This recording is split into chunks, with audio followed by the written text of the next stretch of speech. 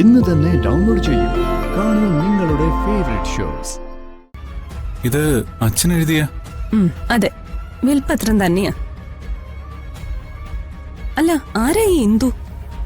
എന്റെ മോളാണ്. മോളെന്ന് പറഞ്ഞ? വളർത്തു മകള്. ഞാനും അർച്ചനും കൂടി അവള് ദത്തെടുത്തതാ.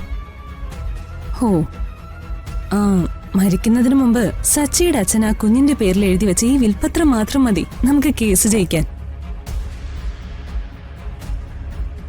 ഇതുവരെ മുമ്പ് കേസ് വാദിച്ചിരുന്ന വക്കീല് എന്തുകൊണ്ടാ കോടതിയിൽ ഇതിന് വേണ്ടത്ര പ്രാധാന്യം നൽകാതിരുന്നതെന്ന് എനിക്ക് മനസ്സിലാവുന്നില്ല.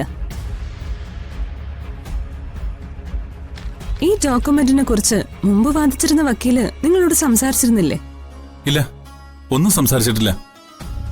ഈ ഡോക്യുമെന്റ് വെച്ച് ഒരു ക്രിമിനൽ കേസ് അവന്തികയുടെ പേരിൽ എന്നേ ചാർജ് ചെയ്യായിരുന്നു.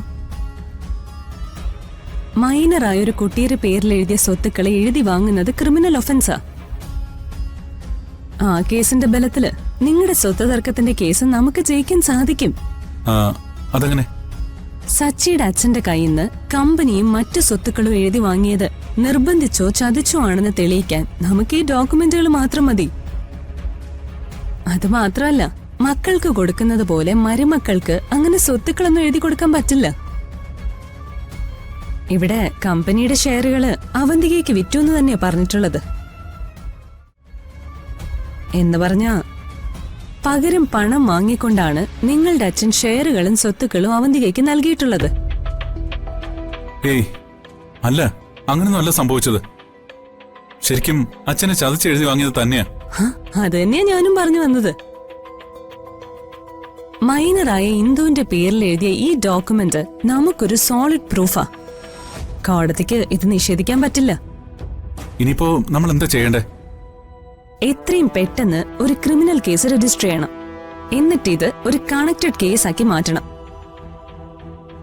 ഇത് രണ്ടും സെയിം കോസ് ഓഫ് ആക്ഷന് എന്ന് പറഞ്ഞ രണ്ട് കേസുകളും ഒരേ സംഭവവുമായി ബന്ധപ്പെട്ടതാണെന്ന് നമുക്ക് കോടതിയിൽ തെളിയിക്കാൻ പറ്റും.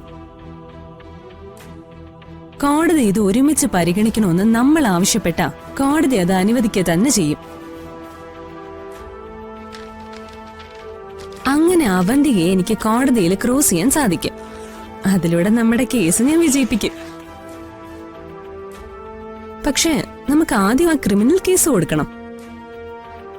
അതിന് ആദ്യം ആ ACP സാന്ദ്ര തോമസിനെ കാണണം.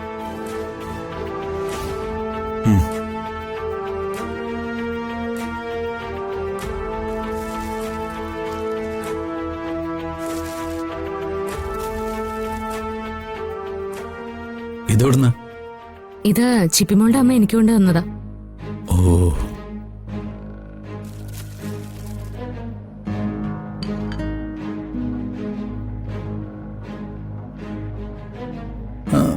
ശരിക്കും അവരെന്തിനാ ഇവിടെ വന്നത്? തന്നെ കാണാൻ മാത്രമാണോ? പിന്നല്ലാതെ, നമ്മളവിടെ ചെന്നിട്ട് പോലും ഒന്ന് കാണാൻ സാധിച്ചില്ലല്ലോ. എന്തോ എനിക്കതങ്ങോട്ട് അത്രയ്ക്ക് വിശ്വാസം വരുന്നില്ല. എന്താ അങ്ങനെ സംശയിക്കാൻ? എന്തോ എനിക്കങ്ങനെ തോന്നി.